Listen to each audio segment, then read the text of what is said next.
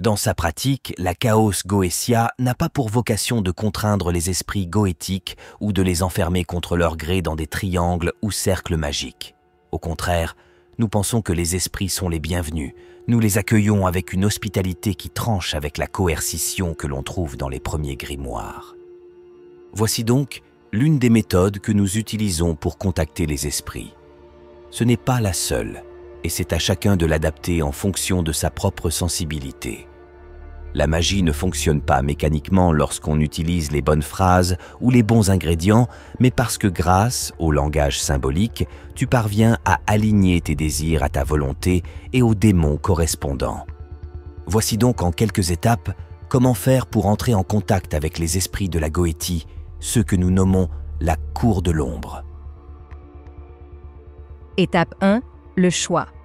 Si ton intention est d'invoquer un démon pour effectuer un travail, la politesse veut qu'on fasse connaissance d'abord avant de faire appel au service des uns ou des autres.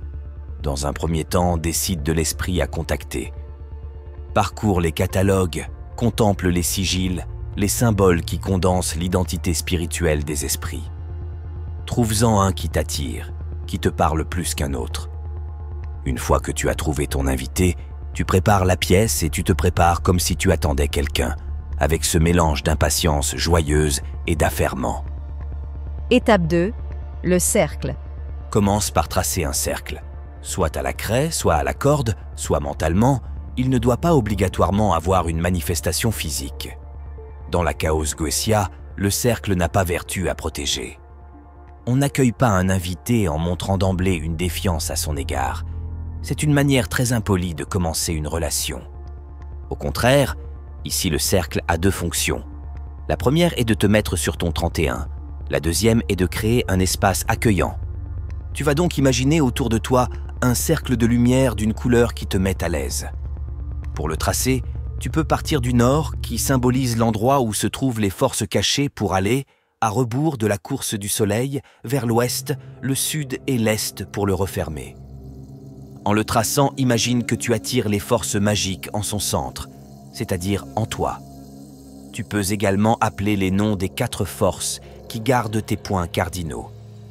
Certains placent des dieux d'une mythologie qui leur est chère, d'autres y placent les rois ou les reines des enfers, d'autres enfin, des démons avec lesquels ils ont déjà noué des liens. Encore une fois, le but ici n'est pas de se protéger contre ton invité, mais d'inviter des amis avec lesquels tu te sens bien et dont la présence te fait te sentir plus à l'aise. Cette étape du cercle est aussi une façon de te centrer sur toi, sur l'instant présent et sur la rencontre qui va venir. C'est aussi une façon de faire monter le pouvoir en toi. À cet instant, convainc-toi que tu es littéralement un dieu au centre de l'univers. Non, un dieu qui écrase et soumet, mais un dieu sûr de lui-même, sûr de son pouvoir, sans crainte et sans besoin d'écraser pour s'affirmer. Étape 3. L'état de gnose.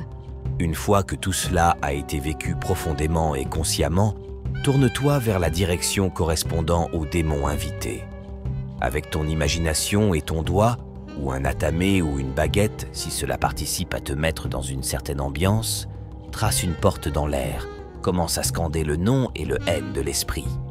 Tu peux également interjeter l'invocation suivante, réputée ouvrir les portes de l'autre monde, Zazas Nazatanada Zazas. Le but ici est d'envoyer l'invitation et en même temps te mettre dans un état de conscience modifié pour percevoir les réponses ou le dialogue que tu vas avoir avec ton invité.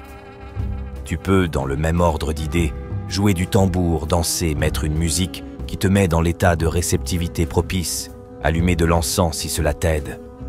Tout ce qui t'aide à te plonger dans cet état si particulier de transe magique qui est propre à chacun. Étape 4. Le contact. Quand tu le sens, arrête l'appel et écoute. Quand je dis « écoute », je veux dire sois attentif aux signes d'une présence. Quels sont-ils? Un changement dans l'atmosphère, une variation de température, une vibration dans l'air, une odeur, un son ou des associations d'images et d'idées qui arrivent subitement et qu'il faudra noter. Lorsqu'on discute avec un démon, on n'entend pas sa voix avec nos oreilles physiques, mais on perçoit ses pensées dans notre esprit. Comment faire la différence entre le dialogue intérieur habituel est celui que l'on a avec un esprit. Une question d'habitude et de pratique. Avec l'usage, on fait la différence. Il y a toutefois une règle d'or. Si tu ne sais pas trop qui parle, pars toujours du principe qu'en fait, tu es simplement en dialogue avec ton inconscient. Après tout, peut-être que toute cette histoire d'esprit est une façon de nommer des parties de nous-mêmes. Quand la conversation tourne en rond ou que tu en as marre, tu remercies l'esprit d'être venu et tu clôt le rituel par un bon éclat de rire non dénué d'amusement par rapport à ce que tu viens de faire. Si jamais tu as du mal à redescendre, fais une activité qui te détend et te permet de penser à autre chose. Faites une partie de jeux vidéo, ça marche vraiment bien. Du sport, un bon repas, sors voir des amis et reconnecte-toi à ta vie quotidienne. Mise en garde. Je ne peux ici que faire une petite mise en garde. Nous sommes tellement conditionnés par 2000 ans de propagande abrahamique à craindre les démons que si tu n'es pas dans un bon mood, tu pourrais rapidement être submergé par un sentiment de peur, de culpabilité et de paranoïa. Tu viens quand même d'attirer l'attention de quelque chose que tu ne vois pas et que tu penses être là. Et après tout, c'était le but. Alors avant de courir te faire exorciser parce que tout à coup, tu n'assumes plus ton action, repense aux choses suivantes. 1. Les démons en question sont nos anciens dieux qui ont été diabolisés par la propagande d'un système qui n'a eu de cesse de montrer sa volonté d'écraser le peuple et l'humanité. Par contre, des civilisations brillantes ont honoré les esprits goétiques sous toute une série de noms, le plus souvent sans la veulerie et la bigoterie que le monothéisme apportera. 2. Si certains esprits goétiques sont légèrement agacés par l'ostracisme dont on a fait preuve à leur encontre, ils sont en général ravis de rencontrer quelqu'un qui est prêt à cheminer sincèrement en leur compagnie. 3. Même si un esprit te parle dans ta tête, il ne peut absolument rien te faire de négatif. Dans tous les cas, c'est toi le boss. Si tu décides que la conversation est finie et que tu veux la paix, l'esprit part et rentre chez lui. Les trucs de possession et de malédiction font partie de la propagande et de l'imaginaire abrahamique. Le pire qu'il peut arriver est un méchant cauchemar et une émotion de malaise passagère, tous les deux souvent provoqués par ton esprit stressé. Rassure-toi, contrairement aux êtres humains de chair et d'os, les esprits ont une capacité de nuisance limitée. 4. Rappelle-toi toujours, les esprits goétiques ne sont pas le mal. Si tu veux voir le mal ontologique dans toute son horreur, ouvre un livre d'histoire, un texte dit « sacré » ou regarde les actualités.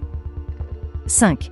Pratiquer la magie goétique demande une certaine légèreté d'esprit, une capacité à ne pas se prendre au sérieux et une curiosité proche de celle d'un explorateur ou d'un scientifique. Tout le monde n'a pas le mood pour pratiquer ce type de sorcellerie. Si ce n'est pas ton truc, que cela ne te rend pas plus fort, plus ouvert d'esprit ou que cela ne te fait pas évoluer, n'insiste pas et trouve un autre passe-temps. 6. Tu pourrais stresser à l'idée que les entités que tu as invoquées t'observent maintenant en secret. Je te rappelle que pendant des millénaires, on nous a conditionnés à penser que Yahvé, sous divers noms et formes, nous observait en permanence grâce à sa soi-disant omniscience divine. Et cet esprit-là, disait-on, regardait même nos pensées les plus secrètes. Dieu était certainement animé d'intentions perverses et hostiles, puisqu'il était réputé nous juger et nous maintenir sous la menace, dans le droit chemin, c'est-à-dire lié à lui. Ce Dieu est encore invoqué régulièrement par les masses et dans certains pays par les pouvoirs publics. Voilà qui est beaucoup plus inquiétant. Les démons de la Goétie, eux, respectent ta liberté et ton libre arbitre.